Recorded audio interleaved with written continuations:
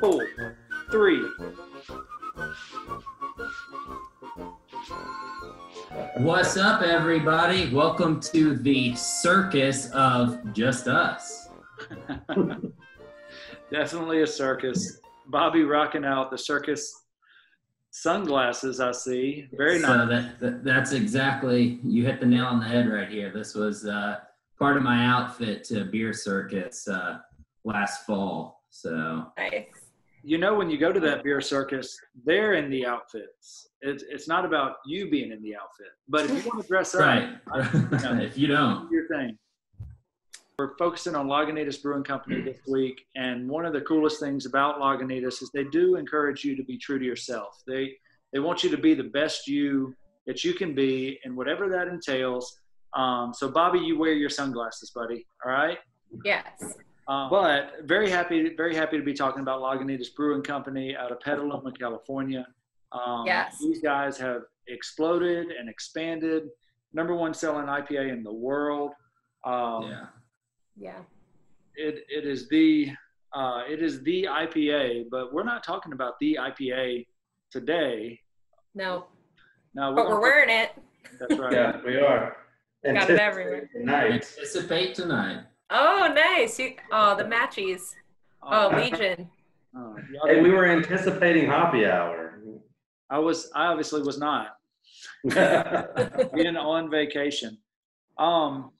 So who wants to introduce us to the beers tonight? All right, sweet. So what we're going to be tasting tonight, we've got a little something ale, which is a cool story behind that beer. I don't know. The can is awesome on this one. It's got a red little top there. Super cool. Love that. And then also tonight, we've got Hazy Wonder that will be hitting up second for you guys. So little IPA action there. Something new that they've gone to for year round for these guys. We're excited to try this one with you guys tonight. So I guess I've actually popped open one of these. So if you haven't, go ahead and open it, and we'll get in. You know what I like about Lagunitas is their IPA, which is, a major part of their volume. It's just called IPA, but everything else speaks personality. And they say their slogan is beer speaks, people mumble. But little something. If anyone's ever heard the phrase, I got me a little something, something, you might know what they're referring to. And then Hazy Wonder. Hazy Wonder reminds me of any Lagunitas party I've ever been a part of. Yes. Been hazy and you wonder what happened. Well, these guys would bring in bands into hotel rooms and have the after party of all after parties. They rented out the Fillmore in San Francisco for one of their parties with Anchor Brewing Company. Just a really good time, but anything goes with Lagunitas. Isn't that kind of the theme of their circus? I've never been, so I've heard it's kind of a crazy. Yeah, so you will go. Yeah, I mean, it's a. You will see things that you can't unsee. Right. I mean, it's a circus of their own. We'll just leave it at that. I remember my first encounter with Lagunitas. Obviously, being a beer connoisseur, I knew about the brand, but it was at Birmingham Beverages trade show when we were transitioning over to AlaBev. I was actually still with Miller Coors at the time, and we had it down at Regents Park. And Lagunitas brought in belly dancers, snake handlers, you name it. I mean, she had a boa constrictor that was, I kid you not, the size of, my living room right here. And she was just walking around with this boa, That's belly awesome. dancers. It was pretty cool. That's amazing. Yeah. I love that. Well, and they bring that experience, like you guys were talking about with the packaging, how the IPA is IPA, but the Hazy Wonder packaging, you know what experience you're getting into. You want to have a good time. You're picking up some Lagunitas. That they are one of the first craft breweries I remember trying. They've been around since the early 90s. Right. And are now in more than 20 countries because they were at the front of the movement. So we were importing craft from Europe, which is kind of what started the American breweries with the craft movement here. And they've been hitting Europe before a lot of other craft brewers have had the opportunity. And it's just really awesome that we get to represent that piece of craft history, but also represent like the #1 IPA, and get to try all the new stuff that they put out. Yeah, I think I guess the coolest thing, just speaking about how they're just kind of funky and do their own thing, is they kind of portray that in their beers. I mean, just like something here, it's a little bit outside of what you're used to. Because they even kind of put like little stories on their cans. There's one on each can, but they kind of walks you through that. Look, this isn't exactly what you see out of this style all the time. Do you know who this is? It's Petey from Little Rascals. It's Petey. Wait, I don't have that can. I don't know what happened. That can was gone a couple days ago. Too much fun on vacation.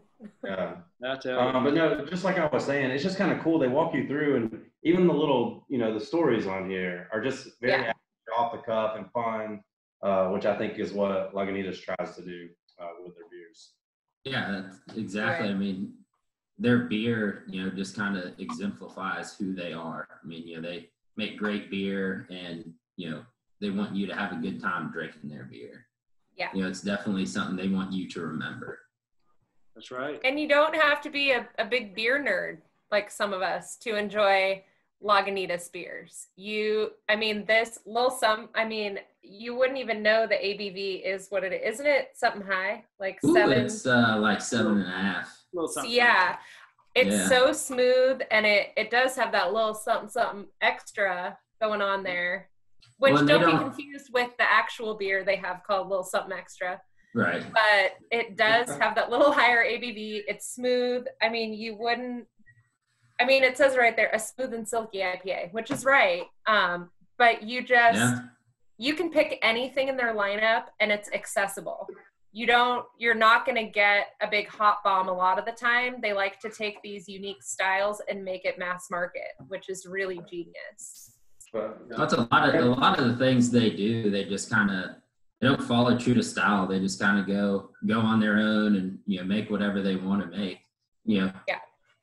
I think it says it on the can here on a little something, is call it what you want. They put the phone number down, and if you want to argue what the style is, but they're going to call it an IPA because that's Lagunitas. They're calling everything they do an IPA. So when you talk about brews that are aggressively hopped, but built to drink a 6-pack. I mean, I think that's the cool thing about Little Something is you get everything that you want, but it just rides on down your throat where you can have a couple more. What are y'all tasting? I was going to say, I actually get like floral. I get like a strong floral hit up front, but then I get that citrus tang on the finish, like the little bit of bitterness that you get after like a lemon. I kind of jumped in there. I was like, definitely get those citrusy notes. Definitely got a, dry finish to it. Yeah, definitely dry. I think, just off the nose, I get that citrusy smell, a little piney, maybe some, I don't know, maybe a little bit of that resinness to it, but a little bit, It has that dryness though after you swallow it that I kind of enjoy. But I guess it's that's 3 different wheats in here. That's the thing. Mellows it out, I think, really nicely. All that wheat kind of gives it that silky, smooth mouthfeel to it. Yeah. I love that there's really nothing like it. I mean, there's a ton of IPAs out there, and they do a good job of keeping their IPAs separate. There's a ton of even hazies out there, but I really can't think of anything that's like Little Something. It's sort of just its own beast out there. And we're actually one of the few markets where, not every month, but a lot of months, Little Something will outpace IPA. And it's not that IPA is not doing well. It's just, down in the South, we like that sweet. And it's got that sweet hop balance that really kills it. That's awesome. Now, everybody is curious about hazies. What are they here to stay? Is this segment going to outlast the runs of rye IPAs and black IPAs? What do you guys think? You think hazy IPAs are here to stay? Yes. I think so. Yeah. There's so many different things you can do with them. I think is what's unique, to where you've got this super crazy thick haze on a lot of these beers, but this one you'll see when we pour it into a glass, it's actually more of an unfiltered haze, like very thin haze. But I think there's so many different things you can do with hazy beers and a lot of flavors that hang out in it. It's honestly not as hazy as I expected, though. Like, no, it's not. Visually. But visually, as far as it's actually, yeah, very clear in regards to, today's standards of a hazy IPA. But no, the hazy IPAs, I think they're here to stay because a little bit of what we talked about, how IPAs turned into these big hot bombs at a lot of places, and hazy gives people that smoothness like we had with Lil Something. Granted, I haven't had a sip of this yet, but yeah. You know what's super cool about this one is what's the ABV on this? I can't. 6, I think 6.2. Yeah, maybe a little over, but 6 man, on the money. Super light. Or on the nose. Oh. Well, sorry. Again, that's what Lagunitas does. Like they make 6-pack beers. That doesn't award them a lot of fans in the BJCP world, but it awards them a lot of fans with the consumer world. Because you buy a 6-pack of beers and you don't want to have one and have to scrape it off your tongue. Right. You want something nice, clean, refreshing, and that's why I dig this beer. I think, and that's probably why I did bring some down to the beach, but someone else found them in my stash. But they go so quickly. Especially with hazies. I mean, hazies are one of those where it is like flavor overload. You got all this stuff in suspension. You got hops bursting out of everywhere. You can very easily go one and done. But Hazy Wonder, you can have 2 or 3 of these and just really enjoy it. It's well balanced. Absolutely. It's not super heavy on the body. Yeah. Yeah, I guess the difference between, something like this that just has an unbelievable amount of hops in it, and then you go to this thing that has 3 hops in it. Sorry, here goes my printer. Spitting out more paper. I don't know. It's the ghost of Miss Fancy. Yeah, Emily's in the other room doing this on purpose. Like, watch this. Getting back to this is actually, they've done a really good job because you get that IPA presence. But man, I could kill this beer really quickly here. I mean, let's see it. I want, but yeah, just. I'm just kidding. Yeah, go. Prove it. I've got my funnel down. Prove it. Do a flip. Pass the funnel through the camera. Yeah, that's fun. To take a beer that's so complex and brew it in 3 different facilities all across the United States, launch it all over the world. I mean, consistency. You made a home brewing joke earlier, but that's the home brewing reality is you can make a beer once. You can mess up a good beer and make a good beer.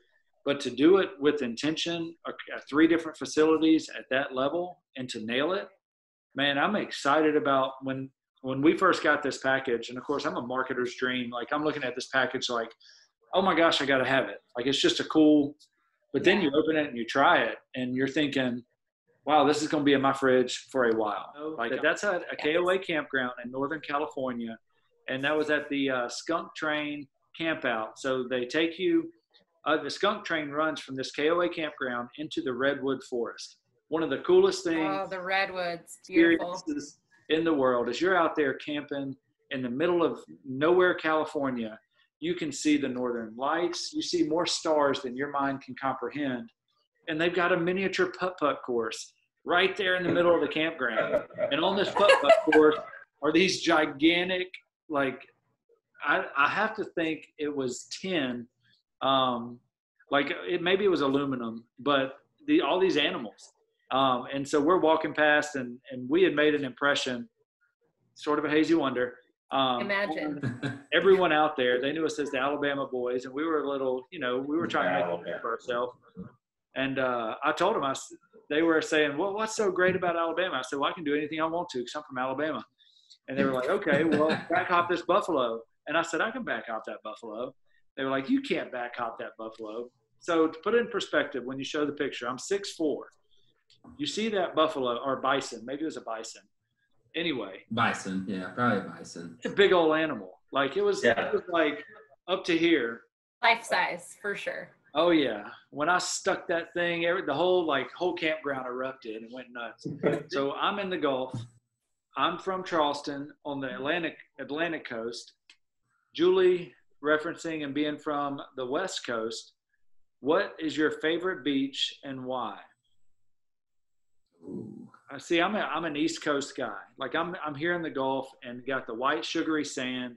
You can't walk in it. Like I've lugged so many. I've probably lugged like 47,000 miles worth of sand from trying to get the tents out there, and you just can't walk in it.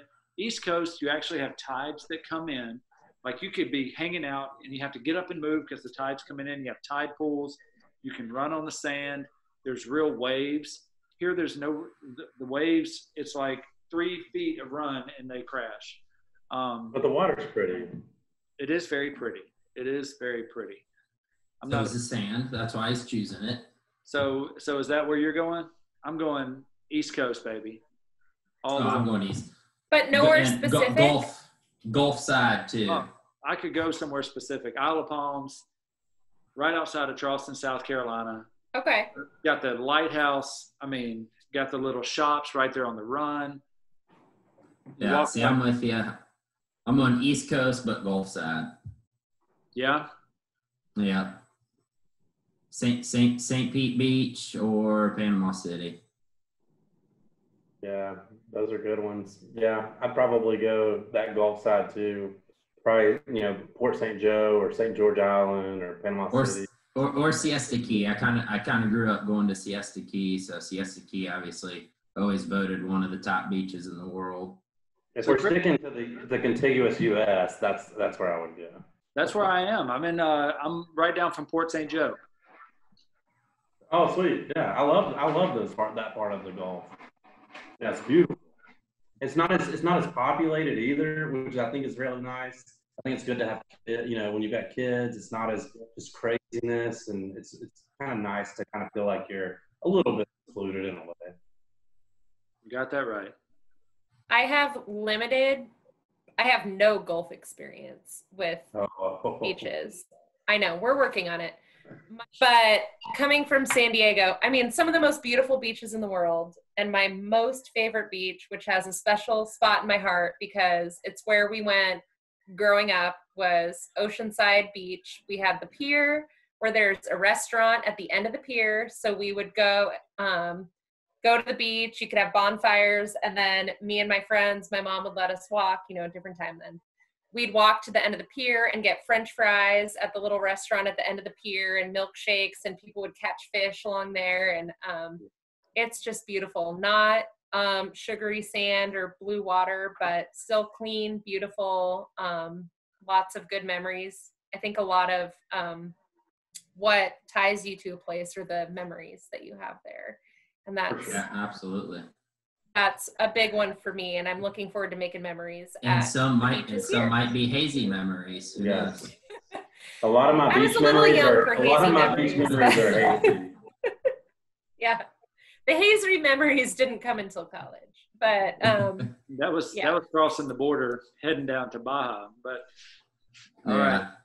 Well, when you do head to the beach this summer, check out our beer finder. Find out where Hazy Wonder is. Find out where Little Something is. IPAs in cans now. Lagunitas is flipping almost their whole portfolio to cans, and they rock. Yeah.